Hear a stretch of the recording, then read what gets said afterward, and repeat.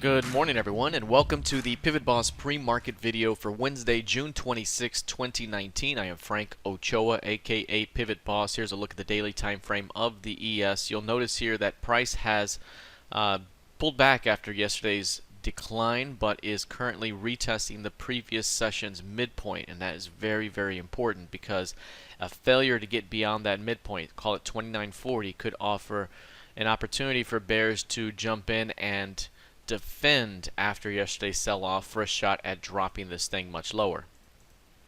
So if we take a look right here, you'll notice this level right here. This is the level we talked about in the trading room yesterday at the end of the session, that if price pushed back toward that zone, this is an optimal zone for bears to defend right there at 2940. Again, that is prior support turn resistance. Even as high as that support up here where price had 2-day lows, we flushed through it. You tend to see this bounce and a retest after the stop run, and then this provides an opportunity for bears to jump in and defend for a continuation downward. So again, we're up here near these highs. We have the midpoint of the key range here, and we have the bottom of the key range here. Those are the three important levels here based off of the May move. We have failed to get acceptance beyond the 2960s, and we are now pushing lower.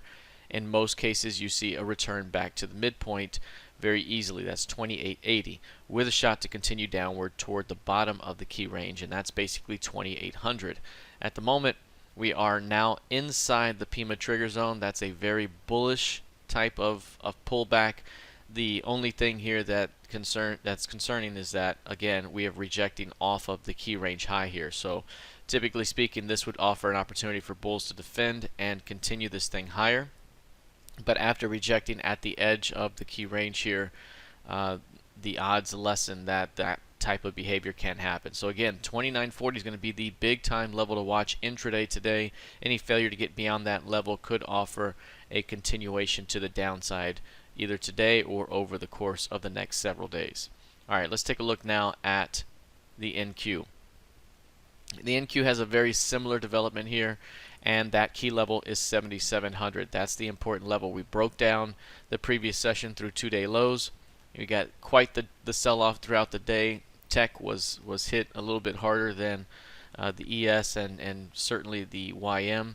Over here you can see that 7700 is the midpoint of the previous session's stop run day, and price has come right up to that point, getting as high as 7698 this morning, and is now pulling back off that area.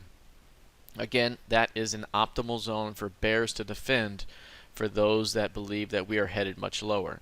And because we are already right here at the midpoint, basically about, what is that, 120 points away from that zone here, again, that could be a very easy target with a shot to come down here and test the bottom end of the range at about 7300. So overall, keep an eye on 7700 today.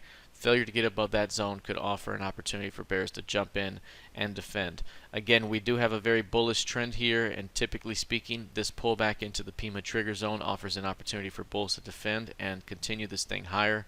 But the way that price has rejected off 7800 here, again, that is just a warning sign here that this could be a failure as this thing perhaps attempts to drop yet again. So keep an eye on 7700. Taking a look now at crude oil. Crude oil had a pop in after hours trading yesterday, which sent prices higher, and you can see again that I was looking for more overall uptrending behavior, but was hopeful that we may see some sort of drop below 2-day lows first, because that could have offered a nice catapult higher to new highs here, but didn't need that. Instead, it held most of the day inside the range here, finished the session with a strong after hours move there, and we are now trading in a narrow range heading into today's session. We are trading 48 ticks of range, just 26% of normal. We do have crude oil inventories later on today, which is going to be very important. And the API weekly crude oil stock came out yesterday afternoon, and it came in at a draw of 7.55 million. So that could be an early indication of what we see today for crude oil. Crude oil is expected to have a draw of 2.89 million barrels. So again, that would be quite a big difference here if we were to see something near that API number. So again, we are trending up. We have the 55 key level here that it's broken beyond, and any pullback, even as deep as those 55s, could provide an opportunity to continue this thing higher. So this thing still has more upside ahead. Any pullbacks could be a great buying opportunity until proven otherwise. Lastly, let's take a look at gold futures. This one is down today. Got a range of about 22.9 points today, down about 1/3%. But as I mentioned before, any pullback is likely a buying opportunity as this thing continues to shoot for the stars here. Breaking through that 1375 again is just significant. These are the highest levels not seen since 6 years ago, and that is quite a long time here for gold. And so I think that this has much more upside ahead as long as price remains above 1375. And again, 1525 is just around the corner, and it could really start to heat up and really rally toward that target very, very soon. So 1525 could be right around the corner in a matter of months. And beyond 1525 easily has 1700, 1800 down the road, perhaps by the end of the year. So again, given the strength of the trend here, given the pullback, we could be looking at great buying opportunities for gold ahead. All right, that is it for now. We'll see how this develops heading into the rest of the session. Good luck, trade well, and I'll see you in the trading room. Take care.